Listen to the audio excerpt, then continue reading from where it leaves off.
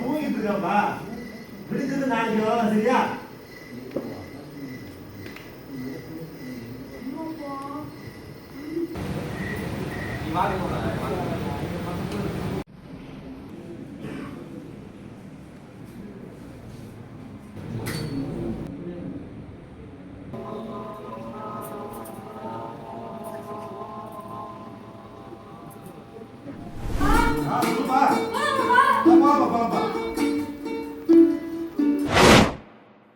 எழுத்தாளர் கௌதம சித்தார்த்தன் அவர்களுடைய தம்பி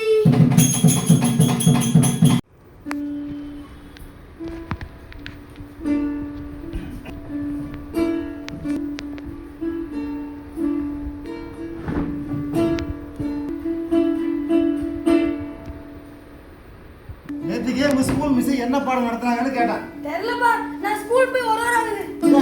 ஸ்கூலுக்கு போய் ஒரு வாரம் ஆகுதா? எங்க போற? அது எங்க போற? வந்த கோபத்துல அவனை அடிச்சு உதச்சு நொறுக்காம இருக்கணும். கோபம் வந்தாலும் இதுக்கு அவன் என்ன வினோதமா பதில் சொல்ல போறானோ அப்படிங்கிற ஆர்வம் பிறந்த கவலையோட அவனோட மூஞ்ச உத்து பார்த்தாரு.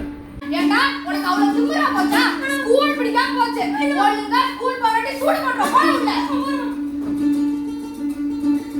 நீ சொல்ற மாதிரியே வெளியில போய் படி. சூரியனுக்கு கீழே இருக்கு இந்த உலகத்துல அதுக்கு நிறைய கொட்டி கிடக்குடா. அப்பா இதுதான்ப்பா இப்ப இருக்க இந்த சமுதாயத்தோட நிலையா இருக்கு. பார்க்கலாமா? நான்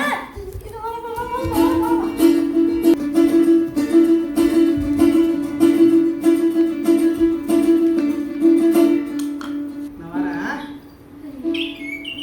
படிக்கணும் சரியா?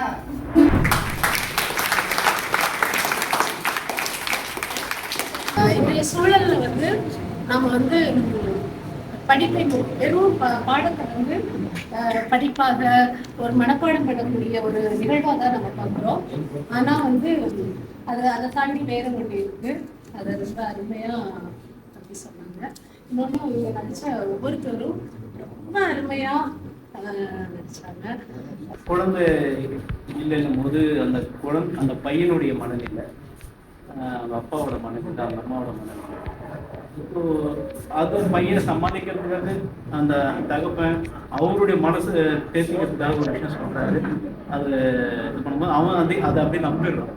நம்பி அதோடைய வாழ்கிற மனநிலைன்றது அது அவங்க அப்பாவுக்கு ரொம்ப வருஷம் தர விஷயமா அமையுது. அதுலேருந்து அவர் ரிலீவ் ஆகிறதுக்கும் பையன் ரிலீவ் ஆகிறதுக்கும் இந்த ஒரு விஷயத்தை கொண்டது. அதுலேயும் தாண்டி அந்த பையன் அதில் நிறைய நல்ல விஷயங்கள் அவனை தயார்படுத்திக்கிறான்றது.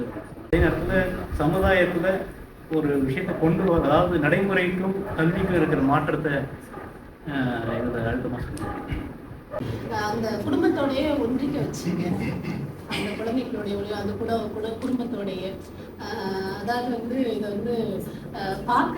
பார்க்கும்போது அப்படியே அந்த அந்த அப்பாவுடைய ஒரு உலகில் அதில் ஒரு அம்மாவுடைய இது அந்த கதை சொல்ற முறை அந்த பையன்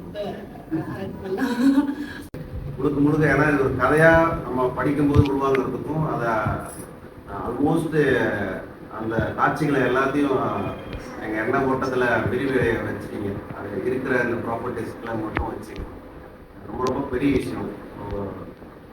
பெரியவர்களை தாண்டி குழந்தைகள் தான் ஒட்டுமொத்தமாக இந்த ஸ்டேஜையை ஆண்டாங்க அப்படிதான் சொல்லணும்.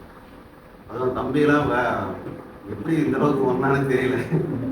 அவன் கதையில் மட்டும் நிகழ்காலத்துலேருந்து வெளியே போகலாம். அவன் இப்பயே அப்படிதான் இருக்கான் போல.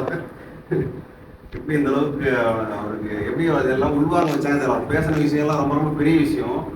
அந்த கதையில் அப்படி இருந்திருக்கலாம். அந்த கதையை நான் படித்ததில்லை. இப்போது பெரிய ஆர்வத்தை தூண்டி இருக்கு. ஆனால் எப்படி இதை உள்வாங்க வச்சு இதை இவ்வளோ தூரம் நிகழ்த்த காட்ட முடிச்சுன்னு ரொம்ப ஆச்சரியமாக தான் பார்த்துருக்கோம்.